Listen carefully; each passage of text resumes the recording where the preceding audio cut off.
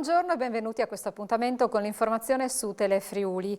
Il Covid rialza la testa in Italia. L'indice di contagio RT torna a salire dopo un mese di valori bassi, si avvicina a 1. Si assiste ai primi segnali di aumento dei contagi in alcune regioni, mentre l'analisi delle sequenze genetiche indica che la variante Omicron non è più una sola. Sono almeno 3 i sottogruppi in circolazione. Tasso di positività in lieve calo all'11,3%. Per quanto riguarda la nostra regione, sono 6 i decessi con Covid emersi in Friuli Venezia Giulia ieri. Tra questi anche un 50enne di Trieste morto in casa. 837 i nuovi contagi complessivi emersi attraverso 13.792 tamponi molecolari e antigenici effettuati ieri. I corregionali in isolamento sono 16.894, sempre 9 i pazienti ricoverati in terapia intensiva, calano a 161 le persone ospedalizzate negli altri reparti. E sui confini del Friuli Venezia Giulia non è previsto al momento l'allestimento di hub specifici per effettuare i tamponi o vaccini ai profughi ucraini in arrivo. Lo screening sanitario per i rifugiati però rimane sempre in piedi. Sentiamo. 12.000 transiti di cittadini ucraini registrati ai valichi e circa 700 persone ospitate in Friuli Venezia Giulia, di cui una piccola parte ha chiesto aiuto alle strutture messe a disposizione dai prefetti.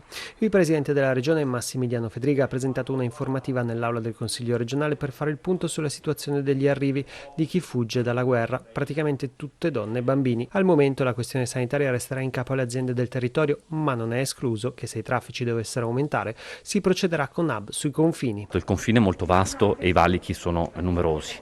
È un'ipotesi ovviamente contemplata, ma lo stato attuale non c'è. Lo stato attuale, anzi la stessa ordinanza dice che c'è 48 ore di tempo per fare il tampone una volta entrati nel territorio italiano, proprio per raggiungere il posto di destinazione finale nel quale poter ovviamente svolgere tutte le procedure necessarie sia nell'iscrizione nell'anagrafe sanitaria, che è fondamentale anche per l'assistenza che possiamo dare a queste persone. Noi siamo disponibili ovviamente a collaborare con tutte. È chiaro che noi, essendo il confine più esposto, non possiamo pensare che sia la regione da sola a affrontare la crisi. Ci deve essere, ma come è stato fatto fino adesso, un impegno nazionale anche sul nostro confine, e soprattutto considerando che stiamo di fronte sia alla parte accoglienza, come dicevamo, ma alla parte sanitaria, che è fatta da quelle stesse persone che hanno combattuto e continuano a combattere la pandemia, a cui dobbiamo cercare ovviamente di permettere anche di svolgere l'attività ordinaria con il recupero, per esempio, delle liste d'attesa, che sono state le grandi difficoltà che durante i picchi della pandemia Covid abbiamo visto aumentare, perché ovviamente le persone e i sanitari erano impegnati a svolgere ruoli diretti all'emergenza sanitaria stessa. Apriamo adesso la pagina della cronaca. Un ciclista è stato investito questa mattina a Basaldella. Lo scontro è avvenuto alle 8:40 all'incrocio tra Via Verdi, Via del Molino e Via della Roggia. A urtare la bicicletta è stata una Opel Zaffira condotta da un 31enne di Teglio Veneto. La caduta ha causato contusioni e ferite al ciclista 29enne, tali da richiedere l'intervento dei sanitari del 118 e il suo trasferimento all'ospedale di Udine. Sul posto hanno operato gli agenti della polizia locale per i rilievi e la gestione del traffico. Diversi disagi al traffico all'intersezione della frazione di Campoformido, paese di residenza dell'investito. La viabilità è tornata alla normalità dopo circa un'ora. Passiamo adesso a Trieste. Un incendio divampato nella notte da un veicolo ha completamente distrutto e avvolto altri 2 mezzi. A finire tra le fiamme 2 automobili e un camper parcheggiati in alcuni stalli pubblici a Borgo San Sergio, quartiere appunto di Trieste. Il rogo è divampato alle 3:40 in via Curiel e ha richiesto l'intervento dei vigili del fuoco del distaccamento di Muggia con il supporto di un'autobotte dei pompieri giunta dalla sede centrale. Le cause sono in corso di accertamento, sul posto anche la Polizia di Stato. L'intervento si è concluso dopo circa 2 ore. Prezzi record per la benzina e il diesel che hanno superato anche i 2 euro alle pompe self. L'incremento si registra anche in Slovenia e in Austria. Sentiamo. Aumenti anche di 8 centesimi al litro ogni giorno e una crescita che sembra non avere fine. Se durante la pandemia il prezzo al barile del petrolio era addirittura sceso sotto zero, ora, complice l'attacco della Russia all'Ucraina, ma soprattutto la scelta di produzione dei paesi esportatori, la situazione si è diametralmente rovesciata ed è ormai costante il numero di persone che si spostano in Slovenia e Austria per il pieno.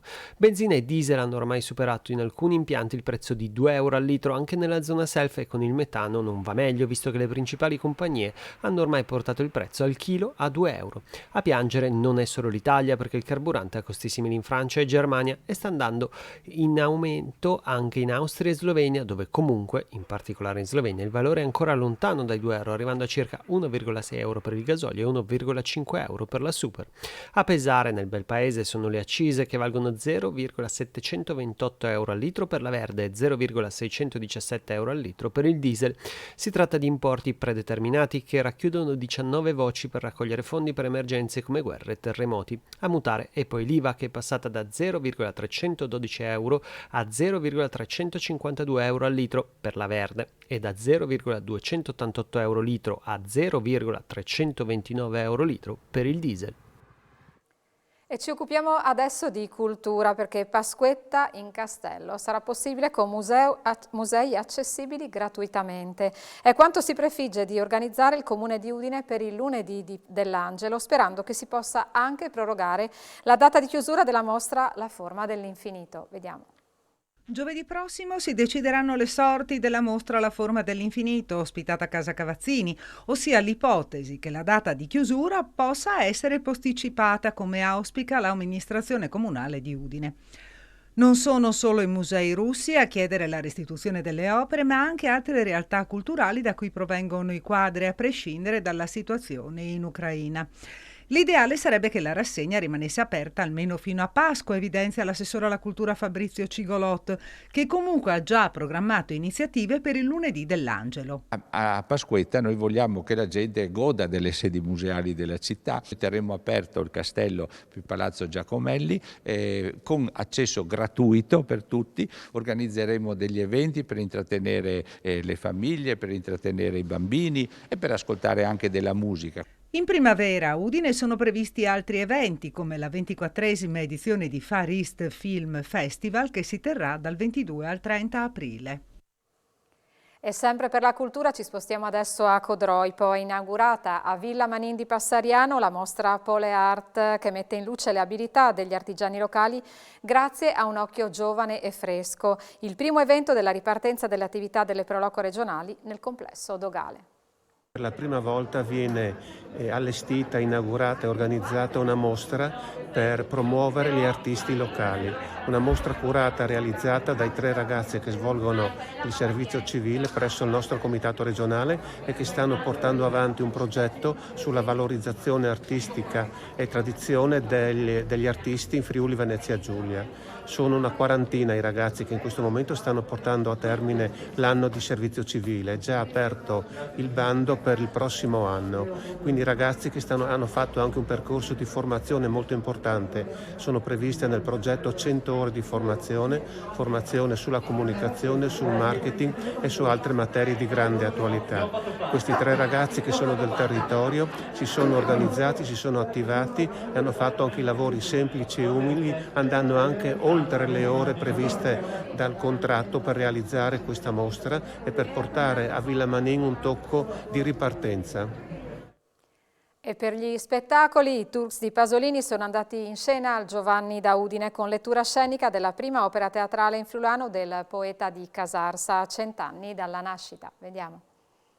Per la prima stagione di teatro in Marelenghe ad opera del Teatro Stabile Friulano, al Giovanni da Udine è andato in scena I Turks dal Friul, opera teatrale che Pierpaolo Pasolini scrisse approssimativamente a maggio del 1944, ma emersa solo nel 1976, che attesta l'interesse di Pasolini verso il teatro negli anni giovanili della sua vita. È anche il testo friulano che ha avuto maggiore visibilità oltre i confini della piccola patria, dal debutto veneziano della prima edizione edizione del 1976 di Rodolfo Castiglione, con musiche di Luigi Nono e scenografie di Luciano Ceschia, alla tournée nazionale del 1996 di Elio De Capitani, con musiche di Giovanna Marini e fra i protagonisti Lucilla Morlacchi. Alcuni attori di quella edizione, affiancati da una nuova leva di professionisti, hanno ripreso in mano quel copione per raccontare ancora e in atto unico la storia dell'invasione turchesca, con sullo sfondo il Tagliamento, vero protagonista della storia narrata della biografia di Pasolini del Friuli, con lettura scenica a cura di Fabiano Fantini e Massimo Somaglino, che fanno pure parte del cast assieme a Luca Altavilla, Caterina Bernardi, Caterina Comingio, Daniele Fior, Paolo Mutti, Renato Rinaldi ed Aida Tagliente.